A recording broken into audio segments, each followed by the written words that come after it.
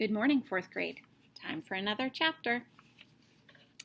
I was determined to make the second day of school better than the first.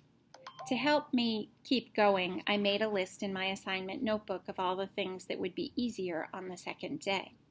By the time I got off the bus, I already had 4 things written down. Easier on the second day. Number 1, I know where my room and desk are. Number 2, I know some of the kids' names. Number 3, I brought a bag lunch.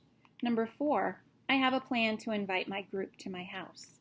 I was so excited about the last one that I didn't even wait until Leah, Iris, and Jack had unpacked their backpacks. So I was thinking about our project. 2 truths and a lie, Jack said. School hasn't started yet, Iris said. Leah nodded. I'm not even awake. I stayed up too late watching baby goat videos. My sister showed me one, and then we just kept clicking on more. That sounds so cute, I said, but inside I felt deflated, like when I'm excited to go on a hike and wake up to find it pouring rain outside. Don't worry, I told myself. There will be a right time to talk about the project. To help me learn kids' names, I kept another list in the back of my assignment notebook and put a star next to any of the potential best friends. I loaned a pencil to a boy named Matt and sat next to Sarah on the rug for morning meeting. Brandon liked to talk in class, which meant Ms. Hutton said his name a lot, so I knew 6 names out of the 22 kids in my class. I didn't want to have extra homework when my group came over, so as the morning went on, I tried to finish everything. Whenever Ms. Martell wanted Jack to move on to the next thing, she made a little circle spinning motion in the air with her index finger. If I caught myself with my mind wandering, I would secretly do that motion under the desk with my finger. Move on. Keep going. When lunch came, I still hadn't had a chance to ask Iris, Leah, and Jack over, but at least I had a plan for the cafeteria. I hoped the bag lunch would help me find a seat faster. The chairs were already filling up when I walked into the cafeteria. I saw Iris and Leah's group had no extra seat for me. Sarah wasn't at a table yet. Matt had 1 seat open at his table, and even though the table was mostly boys, I figured he owed me for loaning him a pencil. Hi, I said, putting my bag down in the seat next to him. I held my breath in case he told me it was taken. Hey, he replied. Thanks for the pencil. I smiled. No problem. Time for lunch, I heard behind me. I turned around. Oh, hey, Jack. Today I'm sitting over here, okay? Yep. He didn't seem upset, but as he walked away, I felt bad.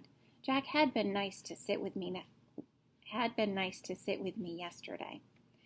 If you had to choose one, would you rather never take a shower again or never brush your teeth? The boy across the table asked Matt.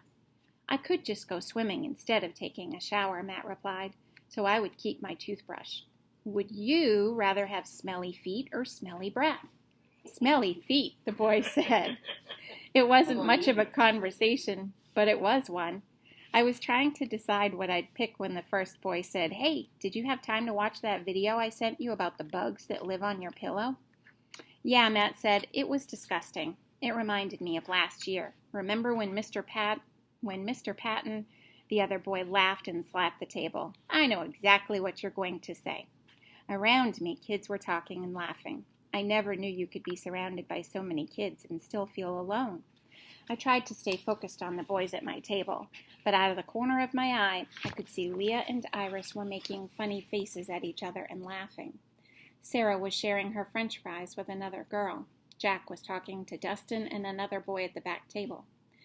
When I got back to the classroom, I crossed out, I brought a bag lunch on my easier on the second day list.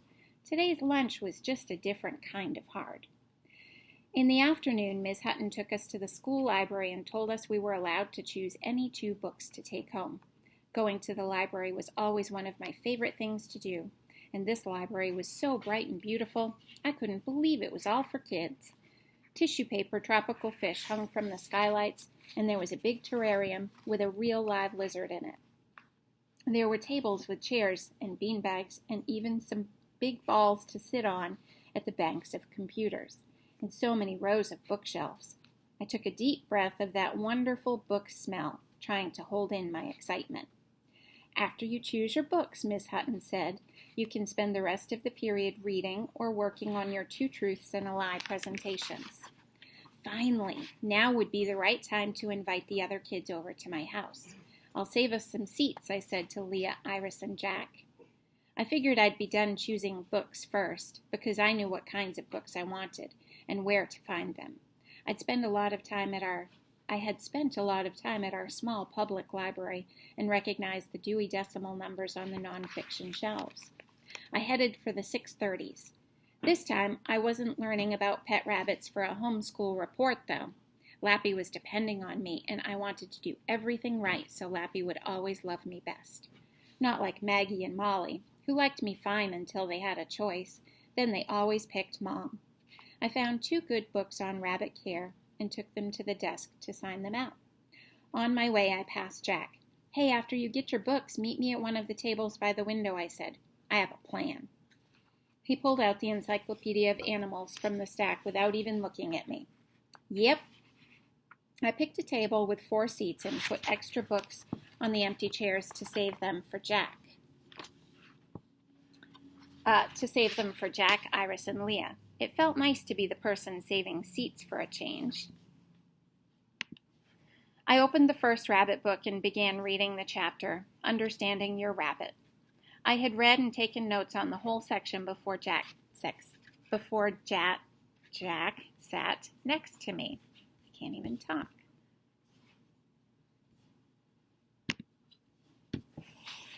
There, my computer went crazy for a second. Sorry.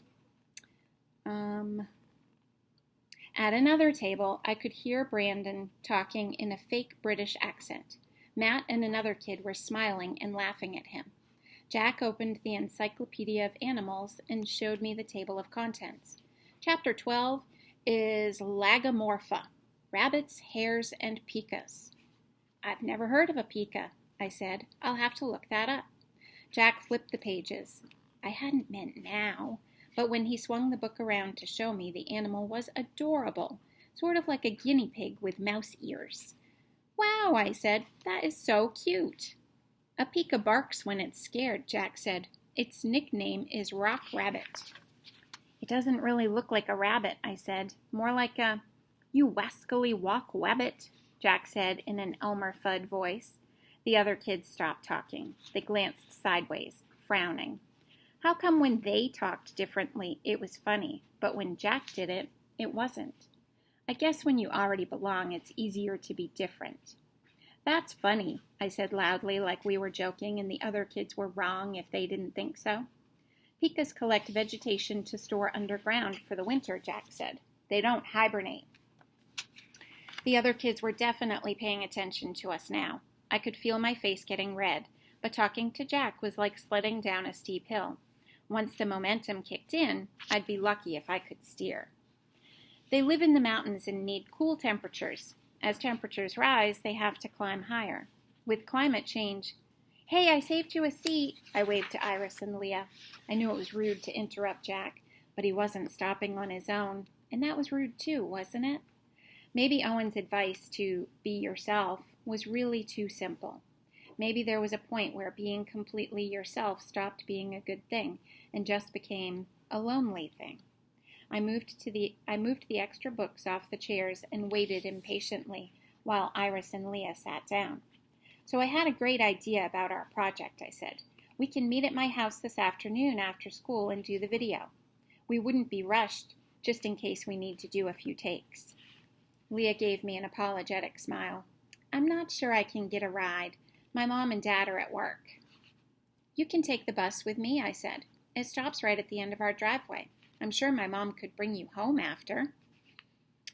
You can't just take someone else's bus, Iris said.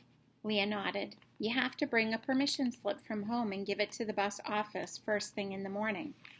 Oh, the smile slid off my face. I didn't know that. My mom could probably pick you up and bring you home, I offered. It's too complicated. Let's just work in twos, Iris said. Me and Leah, you and Jack.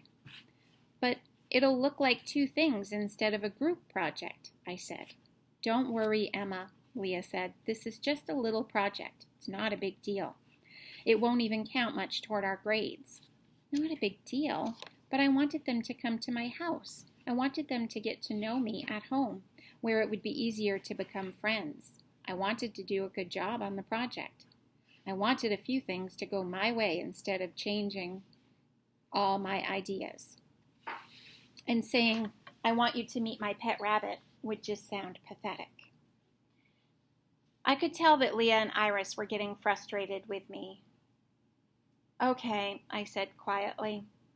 Ms. Hutton clapped her hands to get our attention. We have about 5 minutes before we need to go back to the classroom, so come sign out your books if you haven't done so already. Can you come? I asked Jack quietly. He took out his phone. This is just for emergencies.